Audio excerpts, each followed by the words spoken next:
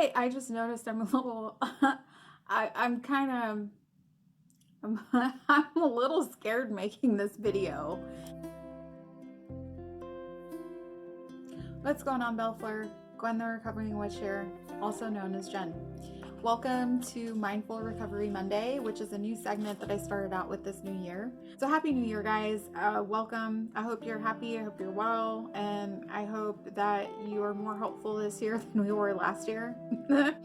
Returning subscribers, thanks for so much for coming back. I appreciate you being here and the support. And if you're new to this channel, I welcome you. If you are new, it's really appreciated. And also for returning subscribers, if you could like this video so that way I know the content that you would like me to post, what you're interested in. It gives me a really good gauge. And also hit the notification bell and the subscribe button so that way you know what videos are being posted as soon as I upload them. So I really appreciate the support and thank you so very much. So this video, we're starting off with the new year, and for my welcome intro video for new subscribers, I talked about what to expect for 2021, and this being the segment talking about Mindful Recovery Mondays. So I thought I'd touch on that for a little bit. I talked about when I started this channel. I started this channel probably around April or May.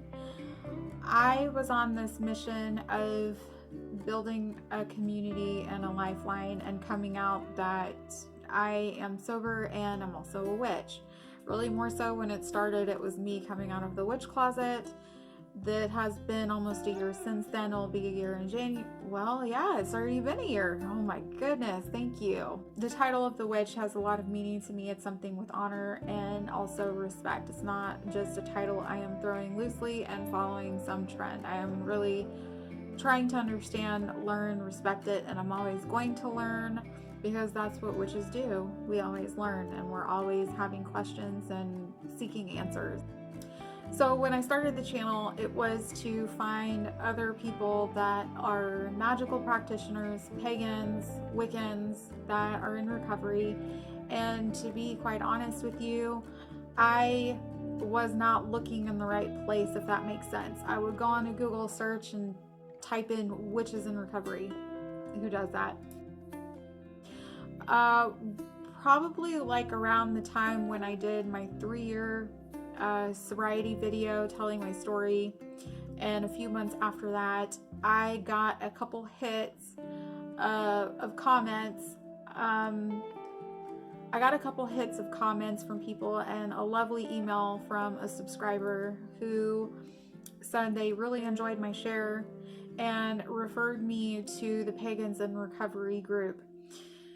There had been some other, there's several meetings. I'm not going to list the names of that to protect the groups and their benefit, for their anonymity, because there are principles. There's principles and traditions, and I'm going to stick by them. So again, there's a lot of people who still don't feel comfortable coming out of the witch closet. I know I didn't from the beginning. There's a lot of people who don't want to talk about them being in recovery because there's this stigma behind it.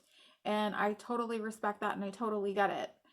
And I'm, for one, am very proud to say that yes, I am a recovering alcoholic and been sober for 3 years. And I don't find it shameful. If my video helps someone, I'm grateful for that because that's me spreading the message of hope and also that there is magic in the 12 steps. You see what I did there? See what I did there? When I started this channel, I really wanted to get to know you guys and really just find that lifeline. And fortunately, I did find it. This is very new to me, and what I wanted to talk about is, now that I know that there are pagans in recovery, I did want to talk about how with a 12-step program, because it started with AA, and again, I am no expert on any of the fields. I am not a representative, and I just wanted to throw that out there, okay? Yes, I do sponsor. Yes, I am active in my program. Yes, I have a sponsor. As you can see, I have my big book that I've had for a little over 3 years now, and I got my 3-year chip here. and you can see that it's been heavily used at times. So with all the highlighting and writing and notes and all that. All right, you didn't log in for this, did you? Just to see what I have? Wait, hang on a second. I did want to show you this. I'm very proud of this. This is my 3-year chip with Rosie the Riveter. I had to order this, and this actually has a lot more meaning to me because she's tatted. It's got strength. I pulled the strength card today. Maybe that's no coincidence. But yes, I thought this was lovely. So this has been my lifeline in the last 3 years. When I decided that I wanted to walk down the witch path, I had a lot of questions, and really this video is kind of tell you where I'm sitting at right now. Right now, it's a little confusing for me. I'm not gonna lie. I'm probably making it more complicated than what it really should be. I have a lot of questions. A lot of it comes down to systems, principles, and let me just put it like this. When I walked into the rooms of AA, because I'm not afraid to say I'm part of Alcoholics Anonymous, that when I went in, I didn't have a disposition to God, but I kind of did. I will say when I went through the steps, I did find what made sense to me. And my home group at the time was very supportive of, if you do not have a God of your own understanding, you could use mine if you want. But a lot of it from the 12 and 12 or the Alcoholics Anonymous literature is very Christian based. I don't have a problem with the Christian religion, just throwing that out there. I grew up Catholic. My mom is from Brazil, which is predominantly Catholic teachings, but it's very incorporated with other beliefs, with their spirituality as well, with their culture. And the more that I researched about what I learned as a child from what I had seen from her, and picking up books about the Brazilian culture and their form of Afro-Brazilian magic, I can see how when certain systems are implemented, it seems more comfortable to remain in that path. And it took me a lot to get out of that fear of that being comfortable and stepping outside. And that took place through path working. I was visited by my ancestors through this path working that I had no idea about. And they said, you don't have to go down the same path that we did. If you talk about this in a regular 12-step meeting, I mean, people are gonna, at some point we all have these labels. We try to find it funny or whatever and brush it off. You hear a lot where it says in the big book, some are sicker than others, maybe. And it could come off a certain way. Maybe, yes, that does sound like fear of the judgment. But again, that's why I have been on the quest or looking for people that are just like me, who can hear and visualize and sense, which even though if you have those abilities, you don't have to qualify to be a witch. If you just want to be a witch, you can be one. But again, that title is of respect. And it's not a term to be just thrown loosely. This video is not to offend anyone. This is just my standpoint and my journey. And there's no right or wrong here. This is basically kind of like a share if you've been into a meeting room at one point.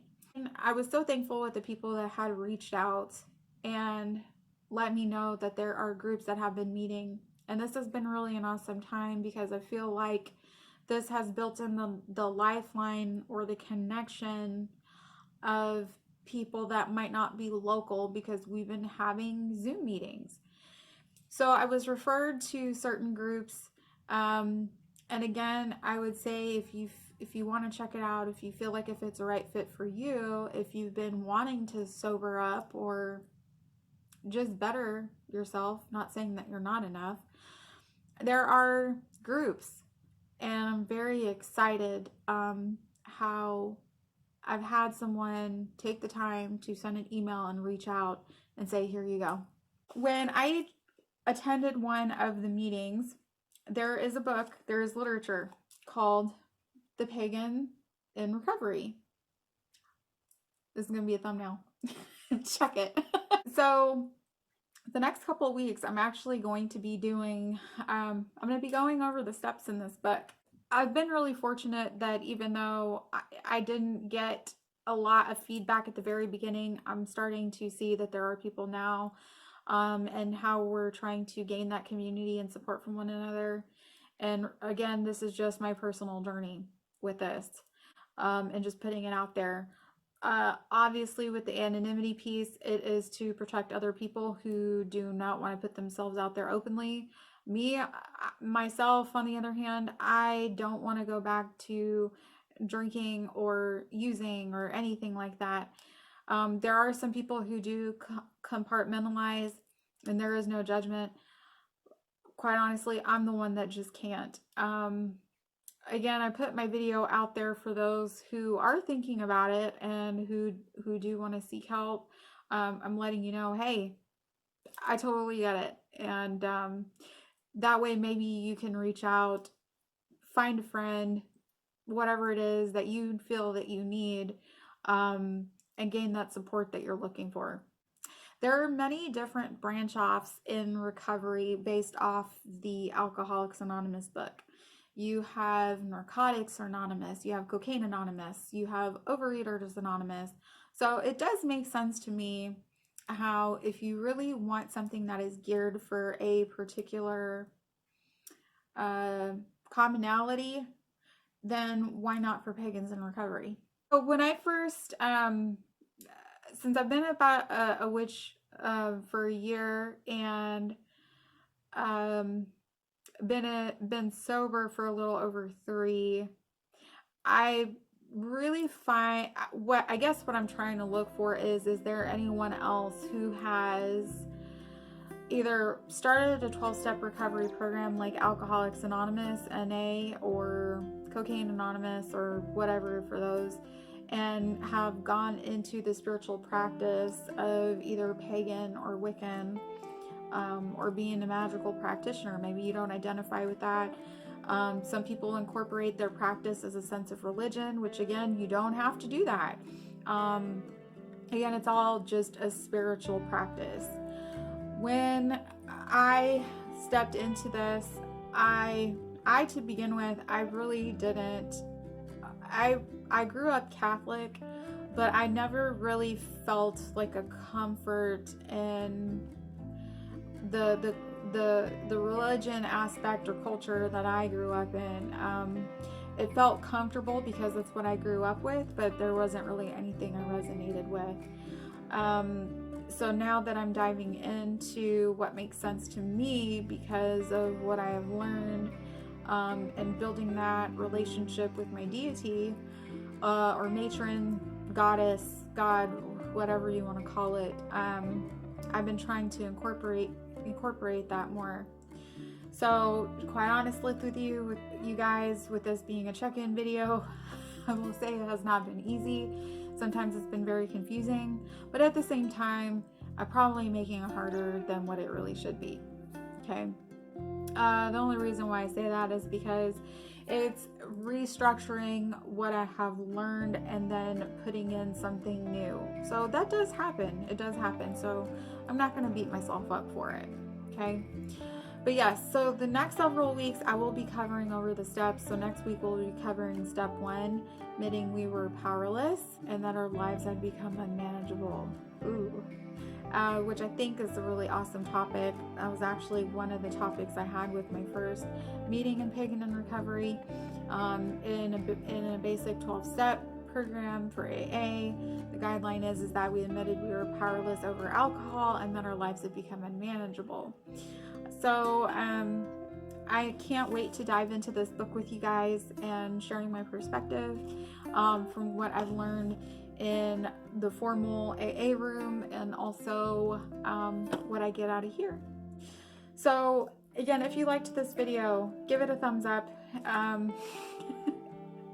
hit the subscribe and the notification bell for videos that come up as soon as they're uploaded. And so until next week, be well, and I'll see you next time. Bye.